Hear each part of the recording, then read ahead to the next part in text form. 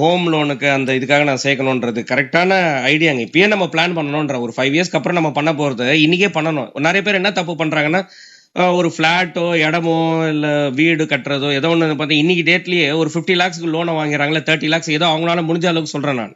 ஆமா sir. Loan வாங்கிட்டு maximum இஎம்ஐயா போகுது பாத்தீங்களா? அப்ப ஆமாங்க. இஎம்ஐ பேங்க் எடுக்கும்போது என்ன பண்றாங்கன்னா, ஒரு 10 வருஷத்துக்கு மினிமம் போட்டுருவாங்க உங்களுக்கு. ஆமா சார். ஆமாங்க. அதுவும் இல்லாம நீங்க நல்லா நோட் பண்ணீங்கன்னா, பேங்க் வந்து மினிமம் டென்யூர் தான் போடுவாங்க. நல்லா பாத்தீங்கன்னா கூட ஒரு 15 இயர்ஸ், 20 இயர்ஸ் மாதிரி கொடுக்க மாட்டாங்க உங்களுக்கு.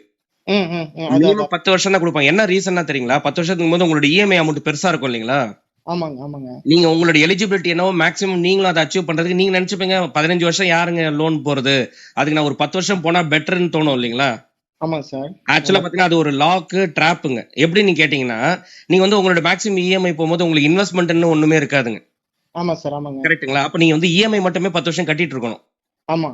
ஆனா கரெக்ட் சார். நான் ஒருத்தங்களுக்கு என்ன சொல்றேன்னா, நீங்க வந்து ஒரு 10 வருஷத்துக்கே போடுறீங்க. உங்களுக்கு வந்து ரூ. 50,000 இஎம்ஐ வருதுன்னு வச்சுப்போமே.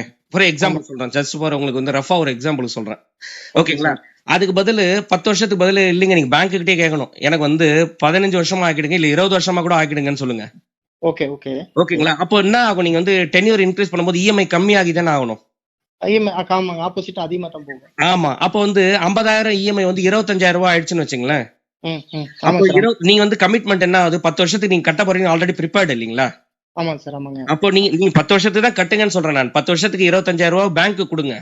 ம், ம், அதே ம். ரூ. 25,000 மியூச்சுவல் ஃபண்ட்ஸ்ல போட்டே வாங்க. Okay sir. Okay, okay. ஓகேங்களா? நீங்க 7, 8 வருஷத்துல ஆக்சுவலா நீங்க பேங்க் லோனே க்ளோஸ் பண்ணலாங்கன்றேன் நான். ம், ம், ம். Correct, correct sir. Correct. Okay, okay. ஓகேங்களா? அப்போ உங்களுக்கு வந்து பேங்க் லோன் க்ளோஸ் பண்றது நீங்க ஒரு 2, 3 வருஷத்துக்கு முன்னாடியும் முடிக்கிறீங்க. ஆமா நீங்க சார். ஆமா. இது பண்ணாம இருந்தா என்ன ஆயிருக்கும்? நீங்க ஆக்சுவலா பாத்தீங்கன்னா 10 வருஷத்துக்கு நீங்க பேங்க்ல மட்டும் தான் கட்டிட்டு இருப்பீங்க.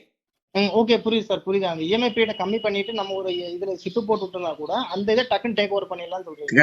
கரெக்ட்டுங்க. அது அப்படியே நீங்க ஈஸியா ப்ரீ க்ளோஷர் மாரி இதுல இருந்து ஒரு பெரிய அமௌண்ட் வர கூட நீங்க ப்ரீ க்ளோஷர் பண்ணிட்டே வந்தீங்கன்னா, இந்த 10 இயர்ஸ் நீங்க கன்டின்யூ பண்ண வேண்டியது. ஆனா நீங்க பண்ணது பாத்தீங்கன்னா, வெறும் பேங்க் கிட்ட வந்து எனக்கு 10 வருஷம் வேணாம்பா, 15 வருஷமா குடுப்பான்றது தான் நம்மளோட வேலைங்க.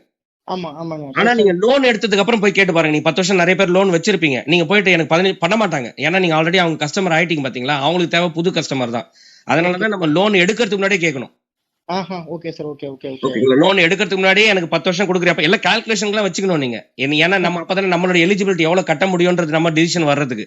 ஓகே. எல்லா நம்பரும் கவுண்டபிளா வச்சு நம்ம பேசணும். ஆமா. எல்லாம் வச்சதுக்கு அப்புறம் நீங்க எனக்கு டென்யூர் கொஞ்சம் இன்கிரீஸ் பண்ணிடுப்பான்னு சொல்லிட்டு, ஓகே. அதுக்கப்புறம் நம்ம மீதி நம்ம பிளான் பண்ண மாதிரி இதுக்கு எவ்வளவு குடுக்க போறோமோ இஎம்ஐ போக மீதி வந்து நம்ம கொஞ்சம் டிசிப்ளினா நம்மளே இன்வெஸ்ட்மென்ட் பண்ணிட்டு வரணும்.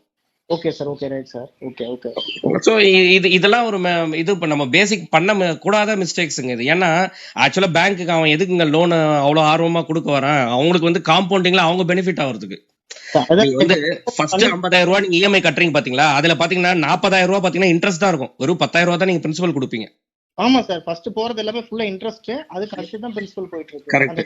அந்த ஸ்டார்ட் அதுக்கு பாக்குறேன். அப்புறம் நீங்க வந்து ஒரு 3, 4 வருஷத்துக்கு அப்புறம் நான் பேங்க் இன்னொருத்தர் இன்ட்ரெஸ்ட் கம்மியா குடுக்குறாங்கன்னு சொல்லிட்டு நிறைய பேர் மாறுவாங்க. ஆமா சார். ஆமா. எஸ்பிஐல எடுத்துட்டு HDFC ல கொஞ்சம் கம்மியா கொடுங்க. ஆக்சுவலா பாத்தீங்கன்னா இன்னொரு தப்பு பண்றாங்க. அப்ப என்ன ம். ஆகுதுன்னா திரும்ப நீங்க HDFCக்கு போறீங்க பாத்தீங்களா? திரும்ப உங்களுக்கு ஃப்ரெஷ்ஷா லோன் ஸ்டார்ட் ஆகுற மாதிரி தான். ஆ. கம்மியா உங்களுக்கு இன்ட்ரெஸ்ட் தெரியலாம்.